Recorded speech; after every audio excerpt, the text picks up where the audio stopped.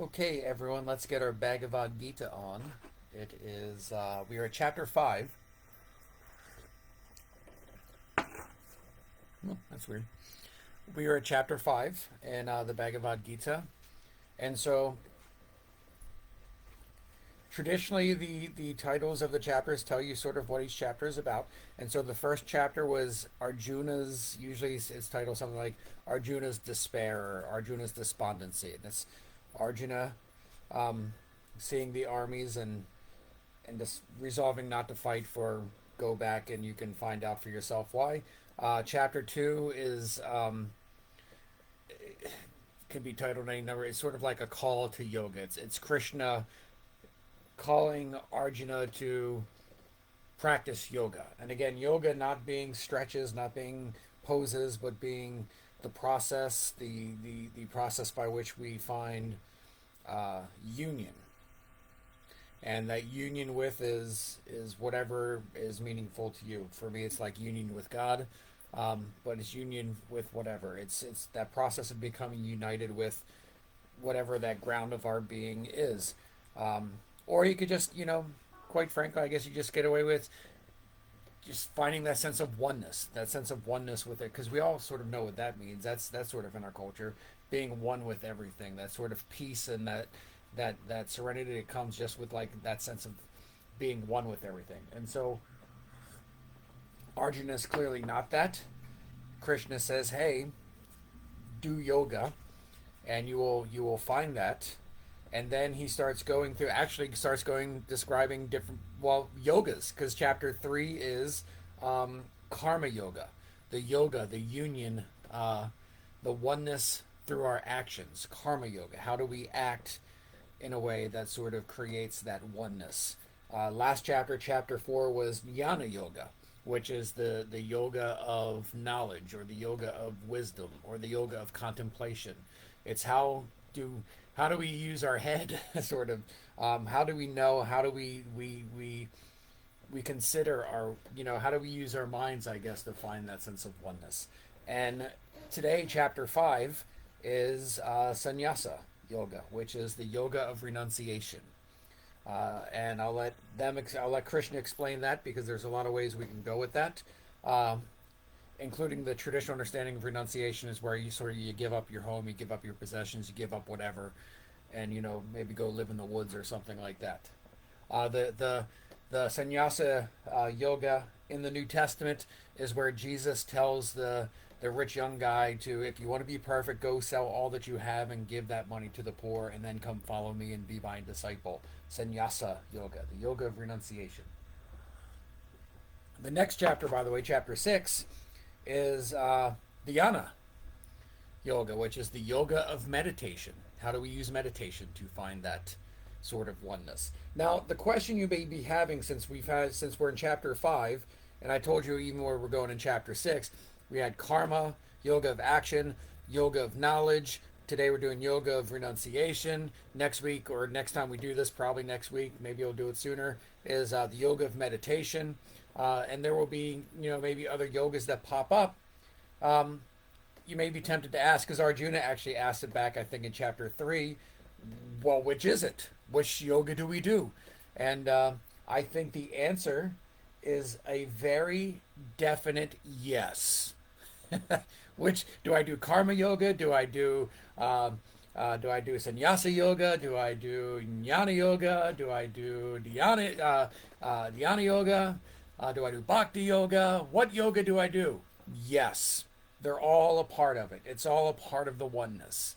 You may have one path you focus more on, but they all sort of find a way of trickling in there somewhere. So, anyway, enough of me, because I don't want to do any commentary. And this isn't about my thoughts. Let's just let Arjuna and Krishna have their conversation.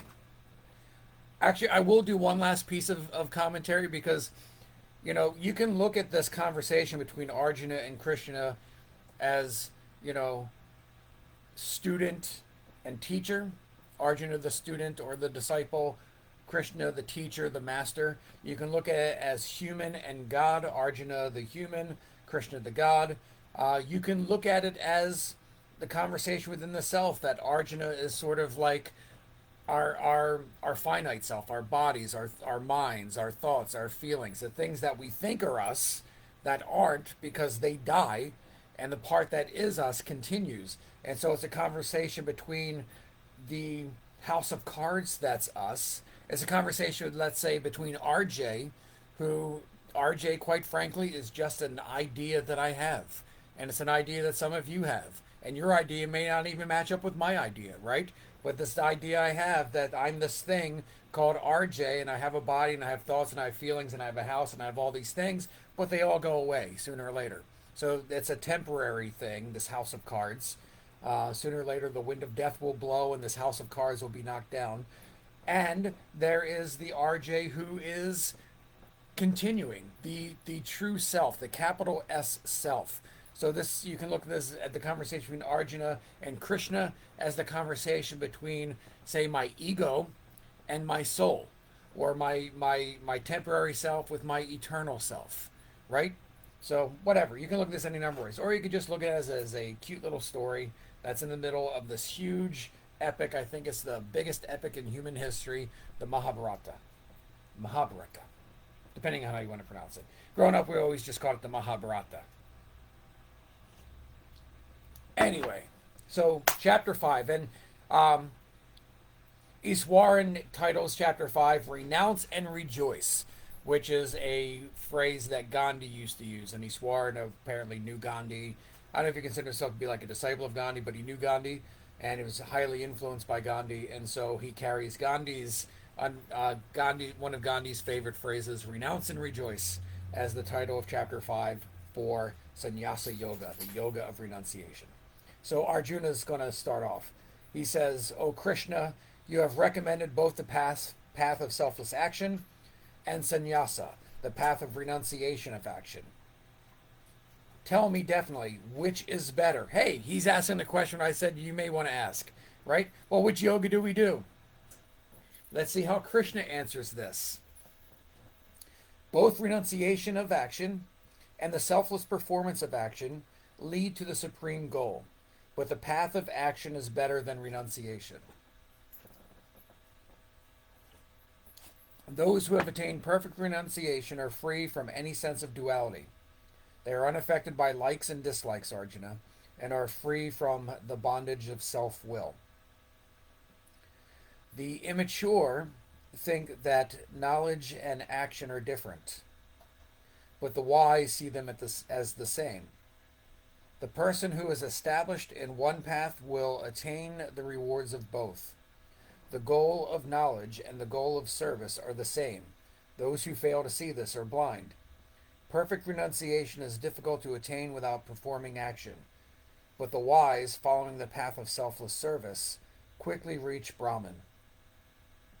Those who follow the path of service, who have completely purified themselves and conquered their sense, those who follow the path of service, who have completely purified themselves and conquered their senses and self-will, see the soul in all creatures and are untouched by any action they perform.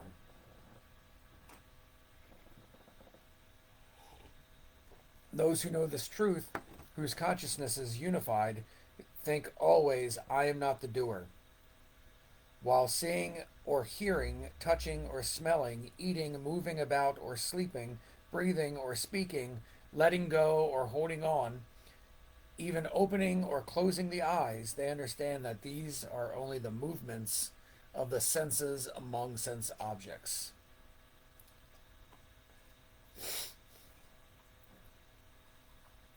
Those who surrender to Brahman all selfish attachments are like the leaf of a lotus floating clean and dry in water. Sin cannot touch them.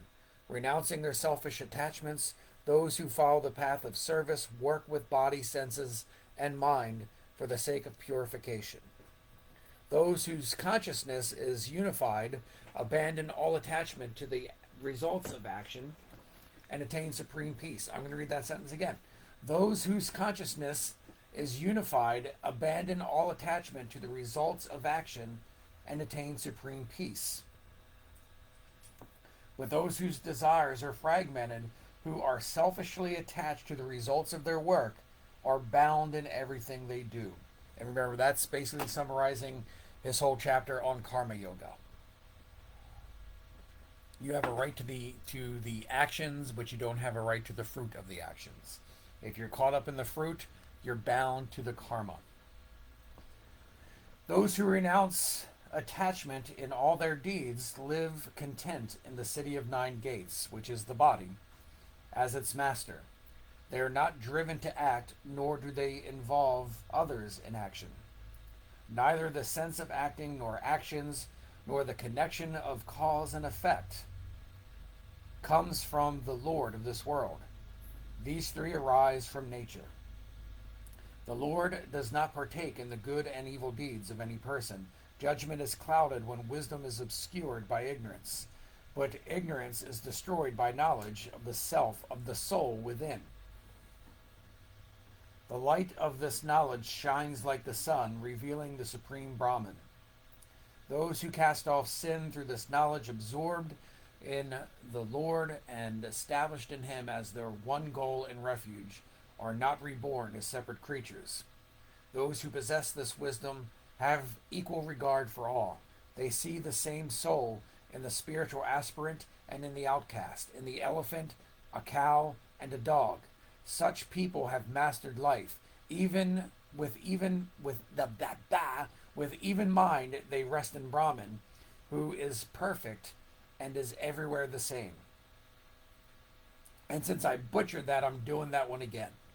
Those who possess this wisdom have equal regard for all.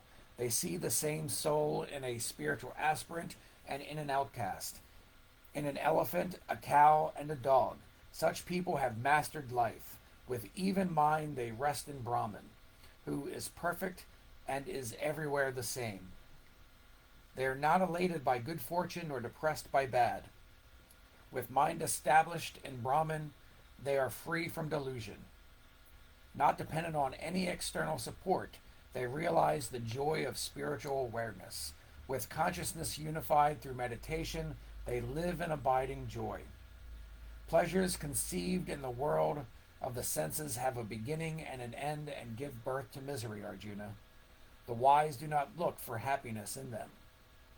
But those who overcome the impulses of lust and anger which arise in the body are made whole and live in joy. They find their joy, their rest, and their light completely within themselves. United with the Lord, they attain nirvana in Brahman.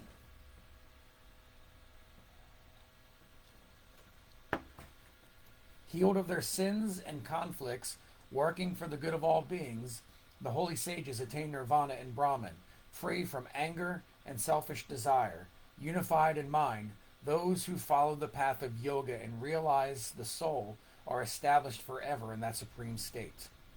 Closing their eyes, steadying their breathing, and focusing their attention on the center of spiritual consciousness, the wise master their senses, mind, and intellect through meditation.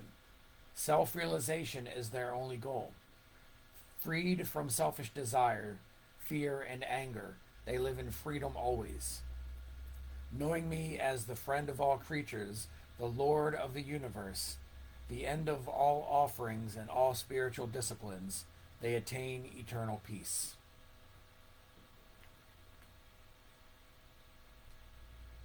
And that's chapter 5. Hari Om Tat Sat. I honor the divinity in you all.